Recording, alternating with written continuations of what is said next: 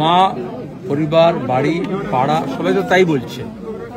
পুলিশের প্রশ্রয়ই এই মুলুন্দি গ্রামে এবং এরকম বাংলার অসংখ্য গ্রামে শহরে তৃণমূলী, গুন্ডা, বদমাইশ, শয়তান, জানোয়ার যাই নাম দেওয়া হোক, মায়ের ভাষা নিয়ে আমি বলছি, তারা এরকম মুক্তাঞ্চল তৈরি করেছে।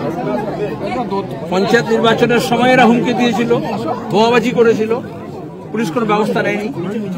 ভোট চলাকালীন যেমনটা বললেন নির্দিষ্ট অভিযোগ করা হয়েছিল, ইলেকশন কমিশনও দায়ী, রিটার্নিং অফিসারও দায়ী, পুলিশ প্রশাসনও দায়ী, সাধারণ প্রশাসনও দায়ী। তারা ইচ্ছে করে কোনো ব্যবস্থা নেয়নি। এবং নির্বাচনে যখন গণনা চলছে তার মধ্যে বিষয় মিছিলে কি আছে? আর মিছিল ছিল না, কাগজে যেরকম খবরে বলছে মিছিল থেকে বোমা ছোড়া হয়েছে, তা তো নয়। বোমা ছোড়ার জন্যই মিছিলটা করেছে। এখানে যা দেখলাম আমরা এই গ্রামে এসে, পাড়ায় এসে, এখানে তো মিছিল আসার কথা নয়। এটাকে মিছিলের কোনো রুট হতে পারে? অপদার্থ পুলিশ, এখন এত এত পুলিশ আছে, আমরা সওয়াল করবো কত পুলিশ আছে, তাহলে ওখানে পুলিশ কি করছিল? জানে এটা আগে থেকে কমপ্লেন আছে, তাহলে ভোটের আগের দিনই তো এদেরকে ধরে নেওয়ার কথা। এবং গোটা গ্রাম থেকে অবৈধ অস্ত্র, যা স্টক পাইল, বোমা আছে, সেগুলো সব উদ্ধার করার কথা। গোটা রাজ্য জুড়ে কত শিশু এরকম বোমা আঘাতে মারা গেছে, অ্যাক্সিডেন্টালি মারা গেছে, বোমা ছুঁড়ে মারা গেছে, এবং এই অস্ত্র ব্যবহার করা হয়। তাহলে পুলিশকে ব্যবহার করে, এই অস্ত্রকে ব্যবহার করে, এই গুন্ডাকে ব্যবহার করে এরা ভোট জিতবার চেষ্টা করছে।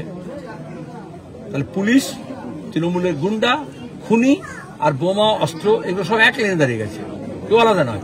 এই জন্য আমরা বাড়ি থেকে এফআইআর করা হয়েছে।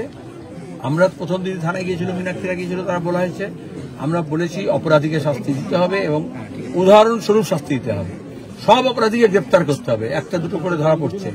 তাদেরকে যে যেমনটা পুলিশ করে সেরকম ছানবিন করে, ট্রিটমেন্ট করে সব নাম উদ্ধার করতে হবে। কিন্তু এখনো এই কদিন হয়ে গেল, এখনো স্যানিটাইজ করা হয়নি গোটা গ্রামকে। আপনি এখানে যে আছেন, যে বোমা ফাটবে না তার গ্যারান্টি কি আছে?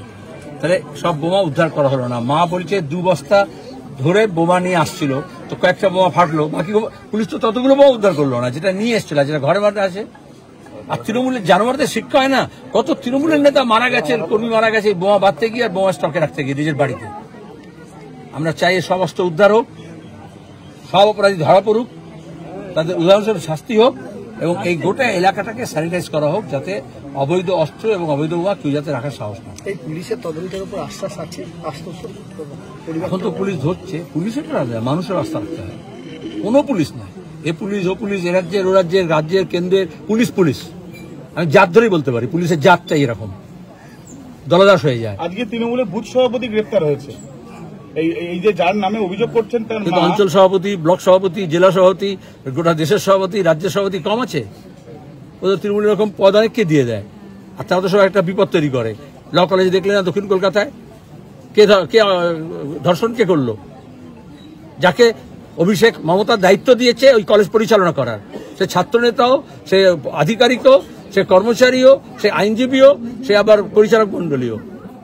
এইভাবেই ক্ষমতা কেন্দ্রীভূত করেছে বলেই পিসি ভাইপো এরকম অসংখ্য গাওয়াল শেখ জন্মাচ্ছে পাড়ায় পাড়ায়, আর তাদেরকে মস্তান বানানো হচ্ছে। একদিকে ওবিসি খতম করে দিচ্ছে, আর এরা সব ওবিসি নস্য শেখ, তাদেরকে ক্রিমিনাল বানানো হচ্ছে, স্কুল কলেজগুলো বন্ধ করে দেওয়া হচ্ছে।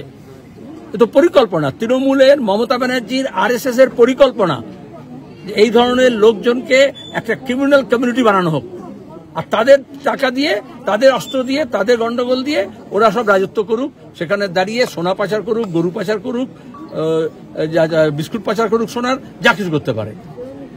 এটা একটা শুধু বোমা নয়, তদন্ত এই জন্য ঠিক মতো করা দরকার আছে।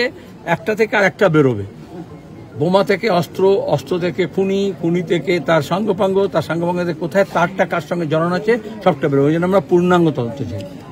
মুখ্যমন্ত্রীর নির্দেশের পরেই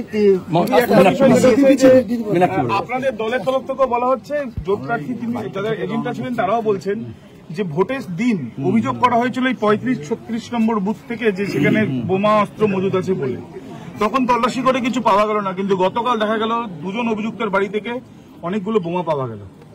পুলিশ যদি নিজের কাজ ঠিক করে করতো আর ইলেকশন কমিশন যদি নিজের কাজ ঠিক করে করতো, পশ্চিমবঙ্গের কোনো ভোটেই পশ্চিমবঙ্গের এতগুলো প্রাণ যেত না। একটা উপনির্বাচনকে কেন্দ্র করে যদি একটা বাচ্চা মেয়ের প্রাণ চলে যায়, এর থেকে পরিষ্কার বোঝা যায় সরকার, ইলেকশন কমিশন এবং পুলিশ এরা তিনজন মিলে চায় যে ভোট নিজেদের খুশি মতো মানুষ যাতে না দিতে পারে এবং সরকারের বহাল তবিরতে নিজের চেয়ার যাতে তারা গুছিয়ে রাখতে পারে, আর তার জন্য কিছু গুন্ডাদেরকে রাস্তায় নামিয়ে দেওয়া হয়েছে। আজকে ওনার মা পরিষ্কার বলেছে, তামান্নার মা, যে তামান্নার রক্ত এই মাটিতে পড়েছে, এবারে মোলান্দি পরিষ্কার করতে হবে। আসলে মোলান্দি মানে শুধু মোলান্দি গ্রাম নয়, মোলান্দি মানে গোটা পশ্চিমবঙ্গ। যারা গুন্ডারাজ করে বেড়াচ্ছে তাদেরকে খতম করতে হবে, নইলে আজকে তামান্নার মা বুক পিটছে, কালকে কার মা বুক পিটবে? ওই তো একজনের মা গোটা রাজ্য গোটা দেশ বুক চাপড়ে চাপড়ে ঘুরে বেড়াচ্ছে, আরজি করের মা, আবার একটা তামান্নার মা, আবার একটা কলকাতা সাউথ ল কলেজের আরেকটা মা। তাহলে পশ্চিমবঙ্গের সব মাগুলো বুক চাপড়ে চাপড়ে ঘুরে বেড়াবে?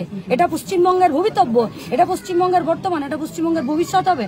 পার্টি সম্পাদক আমাদের উনি পরিষ্কার বলেছেন যে এটার তদন্ত, পূর্ণাঙ্গ তদন্ত, কারা এর পিছনে আছে এবং এর পিছনে মোটিভ কি। চেয়ারকে আঁকড়ে রাখা, তাহলে চেয়ারকে আঁকড়ে রাখতে গেলে গুন্ডাদের হাত ধরে থাকতে হবে, আর পুলিশ গুন্ডাদের মাথায় ছাতা ধরবে, এ পশ্চিমবঙ্গে চলবে না। পরিষ্কার বলেছে কারো উপরে ভরসা নেই, চলো বাকিটা জনসভা হবে, চলো জনসভা হবে।